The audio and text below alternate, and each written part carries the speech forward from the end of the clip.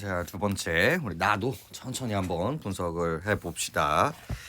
자, 항상 이제 가와 나 여태까지 이제 추세를 좀 보면 이런 가와 나 문제들은 약간 상반된 구조를 가지고 있었어요. 상반된 이야기. 그러니까 가에서 어떤 주장을 한다면 어떤 주장이나 어떤 개념들이 나온다면 이거의 반대급부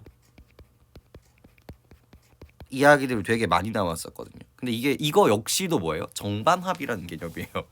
얘가 이제 어떤 개념을 주장을 하면 그거 좀 아니지 않아? 라고 이야기를 하게 되고 그것들을 통해서 우리 역사는 뭐 하고 있어요? 발전하게 있는 거죠. 그래서 여기가 뭐 만약에 물리적인 얘기들을 했다면 여기는 이제 추상적인 얘기를 하거나 여기가 이제 서양 쪽의 이야기를 했다면 여기 이제 동양 쪽의 이야기를 할 거나 그래서 이런 것들의 사유를 통해서 이제 발전을 시킨다. 이런 식의 그런 문제들이 참 많았거든요. 그래서 요번도 마찬가지였어요. 요번도 크게 다르지는 않았는데 그거를 풀어내는 뉘앙스 자체가 좀 달라서 조금 선배들이 좀 힘들어했던 부분들이 조금 있습니다. 그런 것들을 생각을 하면서 한번 가보도록 하죠. 자, 그럼 어떻게 반대급부 지금 열심히 떠들었던 이 부분과 이 부분이 어디가 차이가 있을까? 자, 변증법의 매력은 종합에 있습니다. 자, 종합의 범주는 두 대립적 범주 중 하나의 일방적 승리로 끝나도 안 되고 두 범주의 고유한 본질이 소멸되는 중화 상태로 나타나서는 안 됩니다.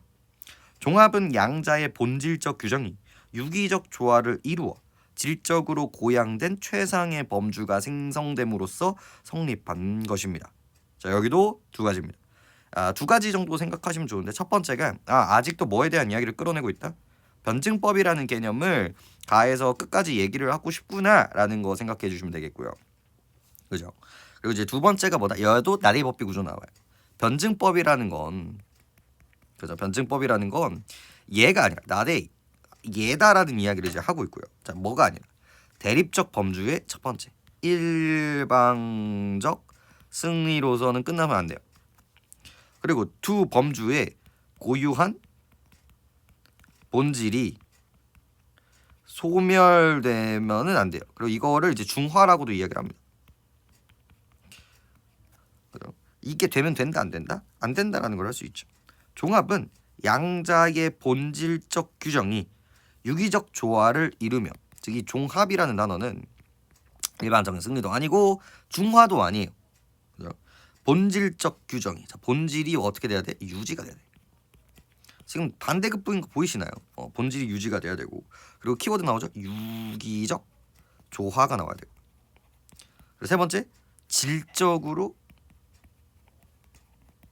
고양 위로 올라간 상승되어 있는 최상의 범주가 생성돼야 돼요.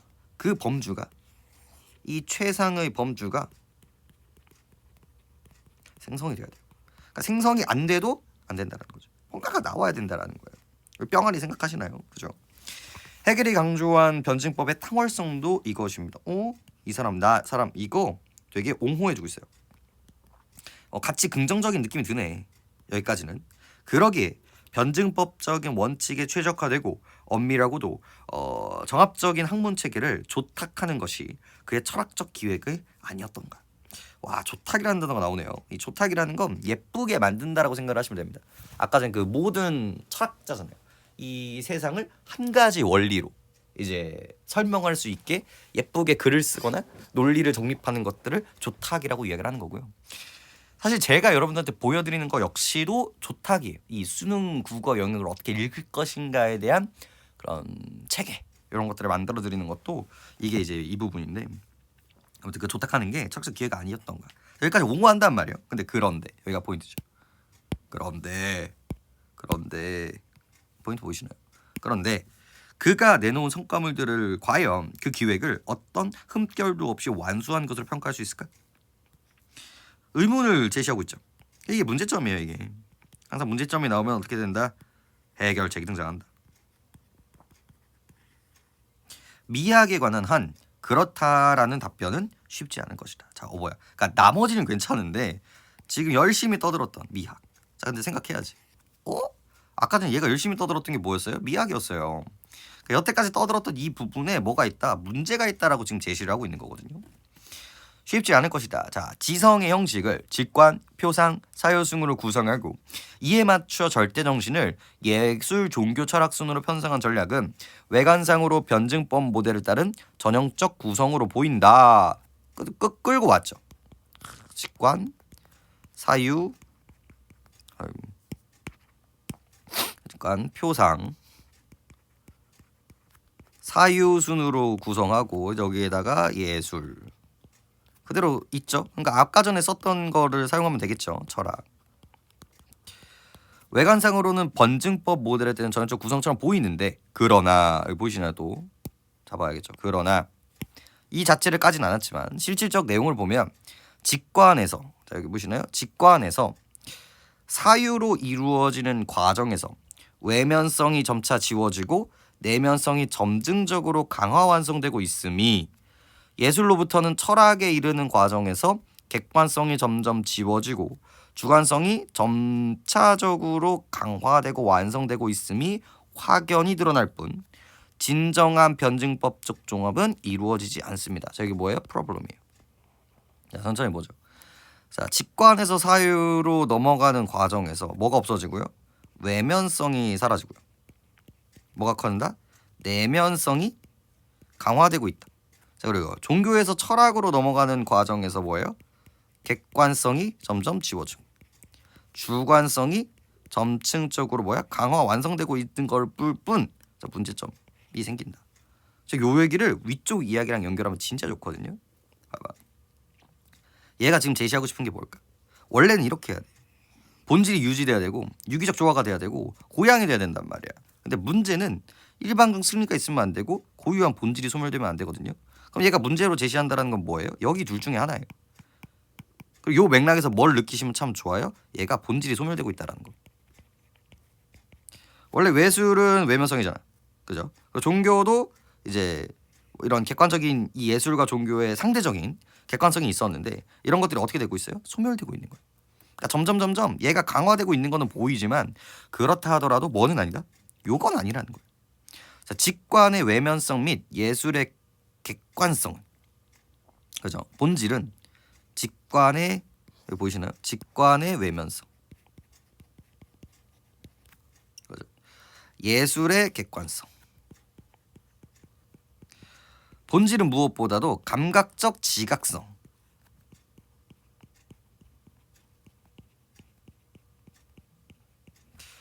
다 마침 똑같은 말이거든요. 얘네들이 외면을 객관적으로 감각적으로 지각할 수 있느냐가 이 예술의 포인트예요. 현실 세계. 근데 이게 뭐야? 이러한 핵심 요소가 종합의 단계에선 소거되고 있다. 자, 그래서 이 철학으로 나왔을 때 여기서도 뭐가 있어야 된다? 지금 말했던 외면, 그죠? 객관, 이 감각, 지각이 있었어야 돼요. 여기에 외면도 있고 객관도 있고 이 감각도 있어야 됐는데 이게 있다 없다? 없어졌다. 그래서 뭐야? 본질 유지가 되지 않았다가 포인트인 거죠. 자, 그럼 봐봐. 그럼 이거를 그래서 이거를 해결해야 돼. 자, 해결하려면 뭐야? 이 사람, 이 나라는 사람이 주장하고 있는 바의 문제점의 해결책은 뭐예요? 그럼 이게 있으면 돼요. 객관이 있어야 되고 감각이 있어야 되고 외면이 있어야만 해. 요게 이제 첫 번째 해결책이 될 수가 있겠고. 자, 그다음 볼까요? 변증법에 충실하려면 해겔의 철학에서 성취된 완전한 주관성이 재객관에 되는 절대 정신을 추가했었어야 된다. 그래서 철학에서 성취한 완전한 주관성이 재객관화되는 단계에 절대 정신을 추가했을 것이다. 자, 여기에 뭐가 있어야 돼? 하나 더 있어야 돼. 그래야 왜? 범주를 만들 수 있으니까. 예술은 철학 이후 자리를 차지할 수 있는 유력한 후보이다. 이 사람의 생각이거든요. 이 플러스 이 철학 다음에 또 뭐가 와요? 예술이 와요. 또다시. 되게 재밌죠. 실제로 많은 예술 작품은 사유를 매개로 해서만 설명되지 않는가. 자, 많은 얘기들이 이제 설명이 됐는데, 자, 봐봐. 사유라는 단어 어디서 나왔어요? 여기서 나왔어요. 근데 지금 여기서 뭘 하고 있어요? 예술이 사유를 통해서 이제 설명을 하게 된다는 거죠. 이거는 이제 시대상을 좀 보실 필요가 있는데, 자, 이때 지금 우리 예술 작품이 이런 게 있어요. 사람이 이렇게 있다가 한 달 동안 이렇게 판때기 앞에 이렇게 있어. 그래서 한 달 1년 가만히 보는 거야. 붙들고 이렇게. 그러고 있다가 쓸 거예요. 자, 이거 얼마게? 10억. 우리가 이걸 보면서 감각적인가? 이런 그런 느낌들을 우리가 느낄 수 있는가? 아니란 말이야. 이것도 뭐야? 뭔가 눈에 보이지 않는 이거를 이제 예술적 가치로 이제 이해하기 위해서 뭐가 필요하다는 거예요? 사유가 필요하다는 거예요. 이제 기다림, 그리고 이거를 왜 이런 식의 표출을 하고 있는 이 사람의 의도, 그리고 요런 것들이 이 현대 사회에서 10억이나 가야 한다라는 그 이유, 그리고 이런 것들을 바라보고 있는 인간의 본질, 이런 것들을 이제 표현하고 있다라는 거지. 되게 재미있죠. 다시 뭐야? 이렇게 간다는 거야. 다시. 예술은 철학 이후 이렇게 하고 실제로 많은 그래서 게다가 이는 누구보다 풍부한 예술적 체험을 한 헤겔 스스로 잘 알고 있지 않은가. 이 때문에 방법과 철학 체계의 이러한 불일치는 더욱더 아쉬움을 준다. 근데 불일치인 거고요. 두 번째 해결책이 또 등장을 하는데 이 예술 역시도 뭐가 될 수 있다. 너는 뭐라고 얘기를 하지만 객관이라고 얘기를 하지만 결국은 뭐다? 주관이 될 수도 있고 뭐가 될 수도 있다? 사유가 될 수도 있는 여지가 만들어진다라는 거지. 그죠? 자, 이것도 어려울 수 있는데 요거를 이제 다시 뿅아리로 생각을 해볼까요? 이게 뿅아리로 생각하면 또 똑같아요. 자, 알이었죠? 깨졌어요. 그죠? 그래서 병아리가 됐어요. 여기서 끝이 아니라 정말 러프한 얘기지만 얘가 다시 뭐가 돼요? 닭이 돼요. 그럼 닭이라는 이 본질에서 다시 뭐로 가요? 여기로 가요. 알로 갑니다. 근데 이게 퇴화인가? 아니에요. 얘는 생산인 거고 이게 뭐야? 우주의 진리를 담고 있어요. 요 얘기까지 이 사람도 하고 싶은 거거든. 단순히 정반 합에서 끝나는 것도 좋지만 이 합에 대해서 얘기할 수 있는 새로운 정신이 필요한 거고, 이 예술 역시도 이 앞에서 얘기했었던 이 예술 같은 경우는 다시 철학 앞서서 그 다음 단계로 등장시킬 수 있는 이야기일 수 있다. 하지만 이런 것들을 고민하지 않았던 거, 알고 있으면서 얘기하는 거 정말 나쁘다. 이런 식의 이제 이야기로 이어지고 있는 부분이라는 거죠. 너무 어렵다. 너무 어려워요. 이 글 자체가 뭐예요? 철저하게 사유예요.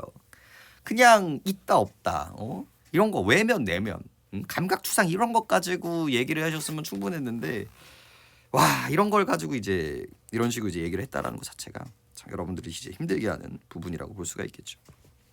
자, 그러면 이걸 기반으로 한번 우리 글을 한번 보도록 합시다. 자, 가와 나에 대한 설명에서 가장 적절한 것은 이라고 이야기가 나옵니다. 자, 가와 나는 모두 특정한 철학적 방법에 기반하여 재계를 바탕으로 예술의 상대적 위상을 제시하고 있다. 문제 정말 잘 냈어요. 항상 이런 글들은 이 가와 나의 공통적인 얘기들을 생각하는 게 되게 중요하거든요. 가와 나의 공통적인 건 뭐예요? 변증법이에요. 그죠? 이 변증법의 이 가 같은 경우는 개념을 기반으로 이 철학, 예술과 이 미학이죠. 미학을 어떻게 설명하는가.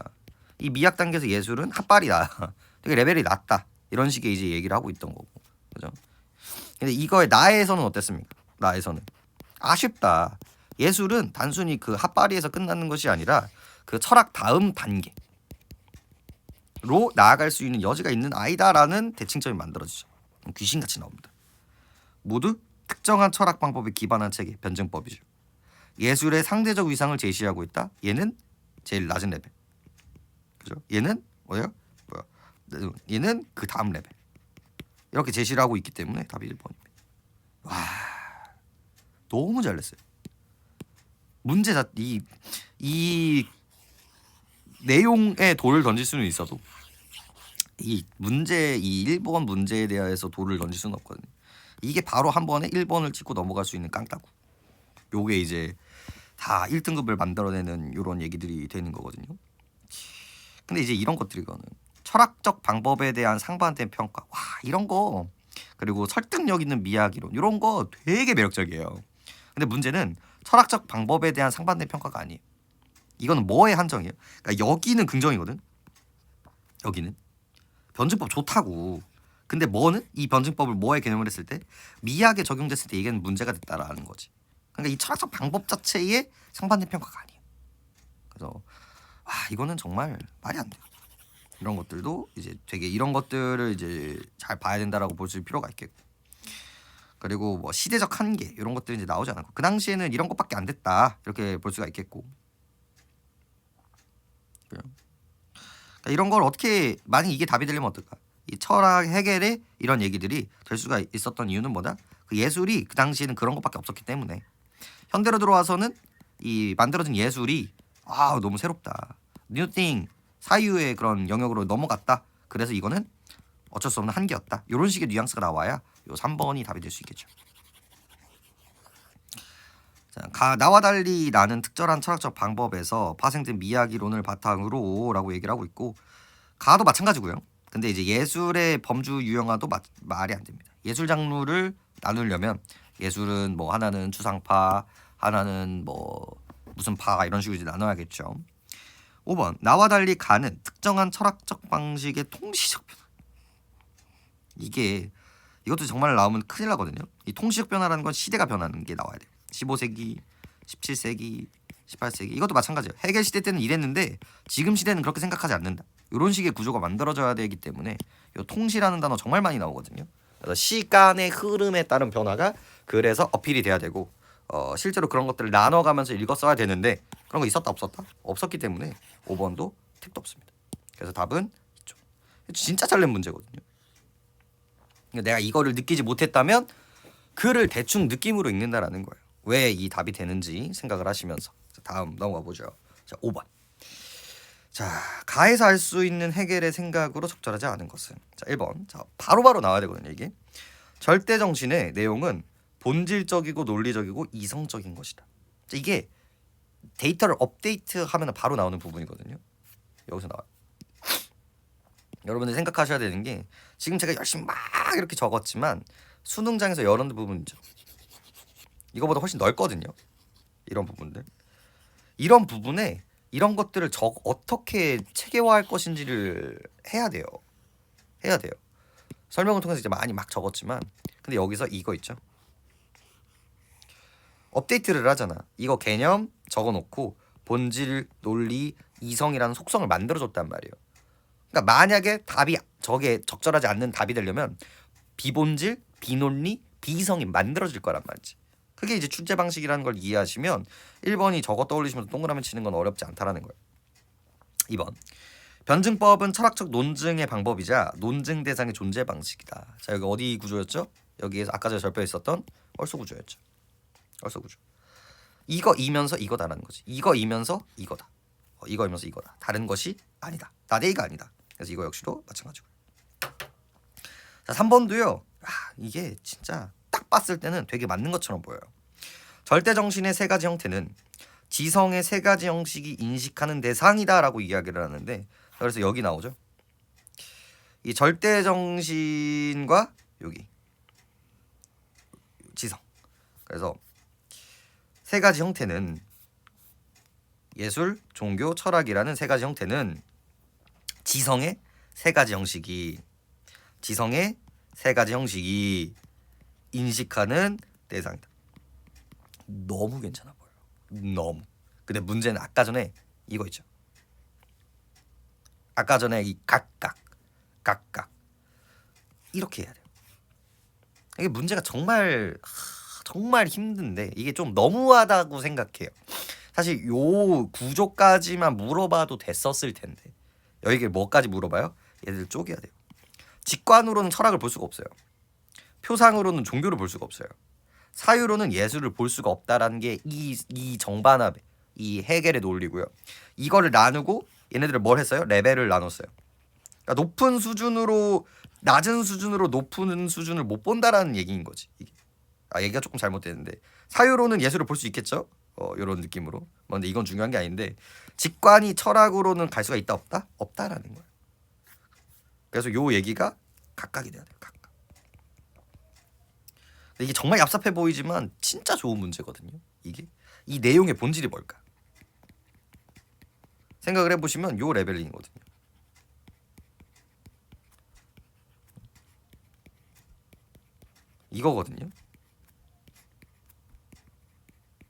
이거거든요. 그러니까 얘랑 같으면 돼요, 안 돼요? 안 된다는 거예요. 결국은 이 문제예요. 결국은 이거거든요. 결국은 요거 통째로 다 볼 수 있느냐. 근데 이거를 이런 식으로 표현을 했다. 4번 어려운 문제지. 4번 세계의 근원적 질서와 시공간적 질서의 현실은 하나의 변증법적인 체계를 이룬다. 이것도 마찬가지죠. 옳소 보이시죠? 이거와 이거 똑같다. 요거 역시도 요런 레벨링이거든요. A와 B가 같은데 얘는 이거고 얘는 이거다. 이 투로 끝까지 밀고 나갈 수 있는 부분이기 때문에 크게 문제가 안 되고요. 자, 5번도 눈여겨보실 필요가 있거든요. 예술, 종교, 철학 간의 인식 내용의 동일성과 인식 형식의 상이성이 존재한다. 이것도 정말 좋은 문제죠. 자, 어디서 확인할 수 있었어요?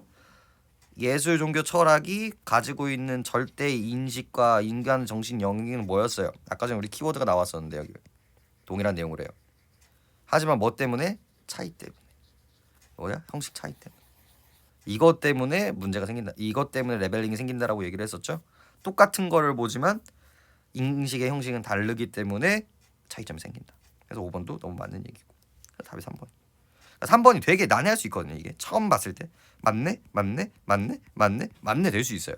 근데 그때 다시 3번을 찍어내면서 생각할 수 있는 힘은 되게 본질적인 해석 능력이라는 거죠. 여기까지 따라와시를 바랍니다. 와, 진짜 어려운 얘기예요. 진짜 어려운 얘기고. 6번은 그래도 조금 좀 편한 얘기가 아니었나. 그래서 아까 전에 얘기를 했었던 그런 직관과 사유와 이런 것들을 조금 더 이미지화를 했으면 조금 더 편했을 텐데 이거는 답 자체는 그렇게 어렵지 않았을 거예요. 답이 이제 4번이 되는데, 자, 예술의 새로운 개념을 설정하는 것은 뭘 통해서? 사유를 통해서 이야기를 하고요. 이를 바탕으로 새로운 감각을 이끌어내는 창작을 기획하는 것은 직관을 통해 이루어지겠군, 이렇게 얘기를 하고 있는데, 이거 또 적어볼까요? 적어봐야지 뭐 해봐야지. 근데 이게 얼마나 그러니까 쉬웠어. 예술이 직관이고 감각이죠. 종교가 이 표상이고 이게 주관이란 말이야. 그죠? 그 다음에 철학이 사유고 이게 논리였거든요. 그럼 봐봐. 적어도 이거 얼마나 이 약사빠라. 이 작품의 창작을 기획하는 거는 이쪽이겠냐는 거지 이쪽이겠냐는 거지. 이 부분들이. 그죠? 기획해야 돼. something new, 새로운 것, 이런 것들을 만들어내는 것들이기 때문에 어디로 들어가야 된다? 사유로 들어가야 된다. 요 기준점을 가지고 이제 얘기를 하면 그렇게 어려운 얘기는 아니었다. 실제로 이제 글을 읽으면서도 이런 예술과 이 표상의 직관과 표상과의 차이점을 조금 이해할 수도 있는 부분들이었기 때문에 6번 자체는 그렇게 난이도가 있진 않았다. 그리고 되게 쉽게 준 거거든요. 만약에 이제 이 종교와 예술, 철학, 이 표상과 사유를 줬으면 조금 어려울 수 있었는데 직관과 이 사유를 줬기 때문에 좀 쉬운 얘기였다라고 생각을 해주시면 되겠고. 7번도 진짜 중요한 문제죠. 7번도 진짜 중요한 문제인데 이것도 일단 뭐를 보시는 게 되게 중요했다. 이거 누구의 관점이 아니에요? 가의 관점이 아니에요. 가의 관점이 아니고요. 두 번째, 이거 들어가기 앞서서 항상 리프레시 해야 되는 거. 가와 나의 본질적인 차이가 뭐였나? 물론 이것도 해석이 돼야 되는 얘기지만 얘는 미학, 종교, 철학 요거 있죠? 그리고 그다음에 종, 철 요거를 어떻게 받는가? 얘네들 상충되다가 레벨업이죠. 그죠? 근데 얘네들은 레벨업이지만 조금 뭔가 이 미학 가지고 이렇게 하면 안 된다 이런 식의 얘기를 하고 있잖아. 자, 나의 관점에서 기억과 니은에 대한 해겔의 이론을 분석한 것으로 적절하지 않은 것은. 자, 기억, 니은 볼까요? 어디 갔어? 더러워. 기억은 우리 가수 기억은 이 정반 종입이고요. 여기는 예술, 종교, 철학이죠. 천천히 보자고. 천천히.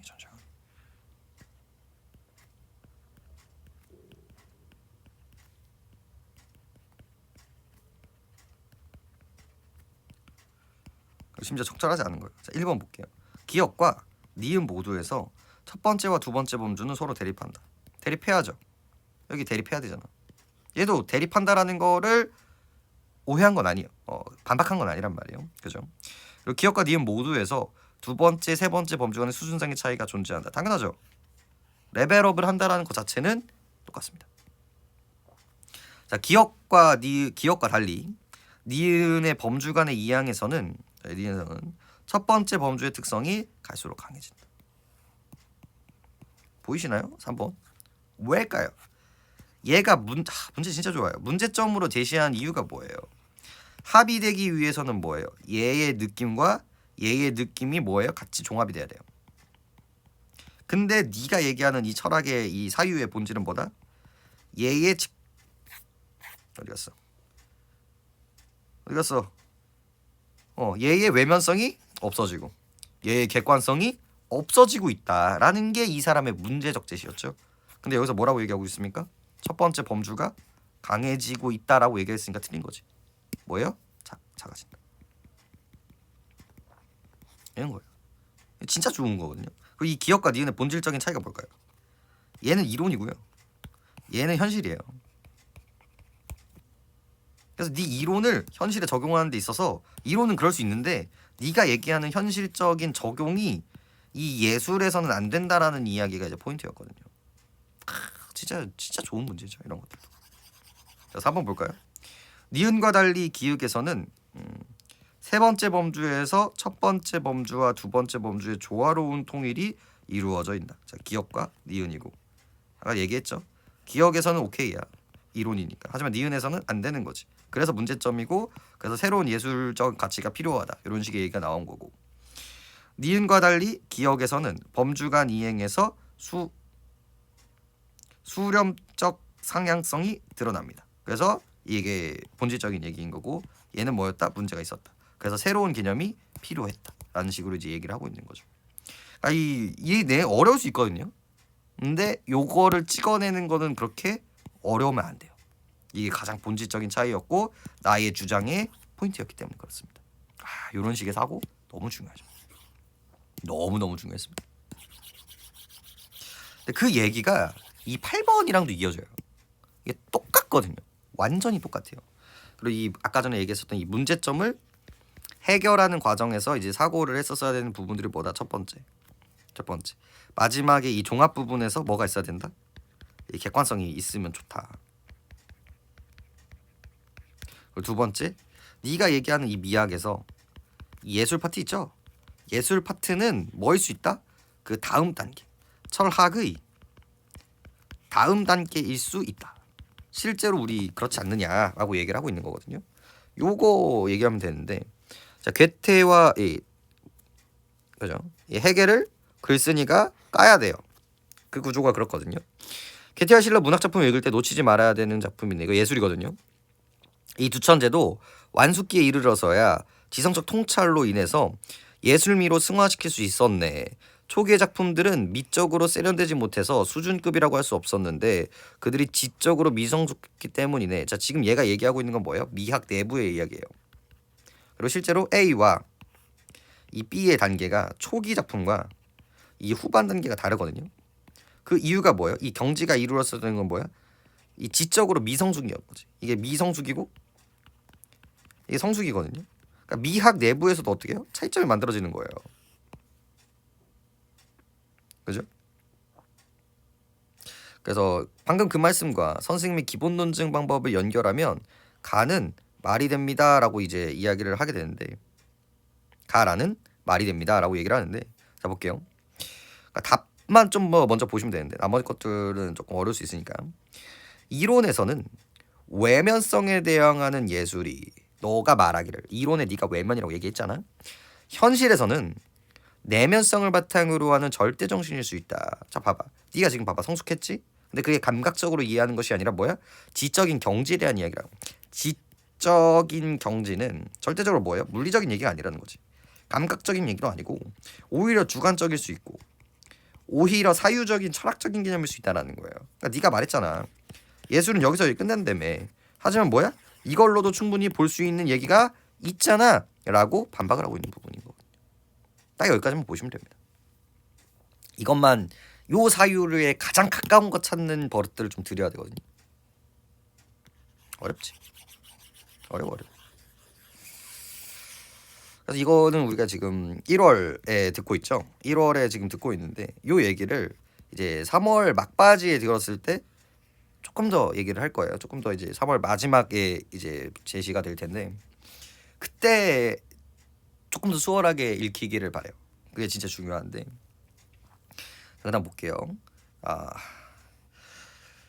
이것도 근데 심지어 적절한 거 나왔거든요. 그래서 요거는 좀 찾아보시고 답 자체는 이제 귀결됩니다. 이렇게 나오는데 귀결돼도 안 되고 매듭이 젖어서도 안 되고 쪽이 괜찮았는데 혹시나 이거를 이제 무시하는 게 아니고요. 혹시나 요 문제가 틀렸다면 이 왜 얘네들이 안 되는지에 대한 고민을 하셔야 돼요. 그러면서 이제 좀 노트화 하시는 걸 추천해요. 그래서 요런 단어 사전 보시면 요런 단어들이 쓰여 있는 문장들이 있어요. 그래서 그 문장들과 그 단어 정도를 정리를 하시면서 단어화를 하셔야 돼요. 단어 노트를. 이게 영어랑 달라서 우리나라 말이기 때문에 이렇게 노트화돼서 한 달에 이게 쭉 적어놓은 다음에 한 달에 1월 마지막 있죠. 1월 마지막에 한 번만 쭉 읽으셔도 여러분들이 이게 습득이 되거든요. 아까 전에 이제 보여드렸던 뭐 이런 단어들 있지. 뭐 여기 있는 좋다. 응? 이런 단어들 난생 처음 봐도 이제 봤잖아요. 이런 식으로 비문학을 보면서 내가 탁탁 걸렸던 단어들이 있어요. 어휘들이. 그런 것들은 기억 체크를 해놨다가 찾아봐야 돼요. 그 과정 없이는 여러분 절대로 어휘력 안 늡니다. 이게. 저도 이 어휘력을 어떻게 이제 올릴 것인가에 대한 고민을 많이 하고 있는데 일단은 여러분들의 스탠스가 되게 중요해요. 여러분 너무 늙었어요. 이제 세상에 대한 호기심으로 언어들을 다 습득하는 것들은 너무 늦어버렸단 말이에요. 그럼 영어 공부 외우듯이 물리적으로 이야기를 해야 되는데 그거를 생활에서 해야 돼요. 생활에서. 이거를 또 공부로 만들어 버리면 진짜 힘들어지거든요. 근데 이거를 스스로 할 수 없기 때문에 이제 컨텐츠화를 해서 이제 조금 보여드리기는 할 텐데 그래도 그러니까 이거와 더불어서 이것도 이제 같이 진행이 돼야 된다. 근데 이렇게 얘기를 해도 막상 11월 수능에 여러분 단어 노트 있는 사람이 몇 명이나 될까요? 안 돼요. 이게 스스로 하는 영역이 있어야 돼요, 여러분들. 스스로 이 철학에 대해서 궁금해야 되고 스스로 칸트에 대해서 궁금을 해야 되고 스스로 이 헤겔에 대해서 궁금을 해야 돼요. 이 작품 봤으면 헤겔에 대해서 유튜브 쳐보세요. 그럼 들어보세요. 그러면서 여러분들이 발전을 하는 거거든요. 여러분들 진짜 1등급을 받고 싶다면 진짜 2등급을 받고 싶다면 그런 공부를 해야 돼요.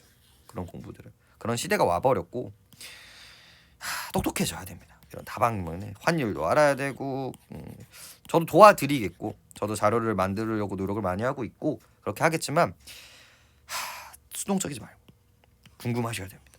내가 이거를 더 잘 이해하기 위해서 뭐가 필요했는가, 그죠? 그런 얘기들 좀 보시고. 그래서 여기까지 우리 두 번째 시간 마무리 한번 해보도록 합시다. 정말 좋은 글이고 문제도 좋은 문제들이니까 천천히 보시면서 내가 수능장에서 이런 사고들을 할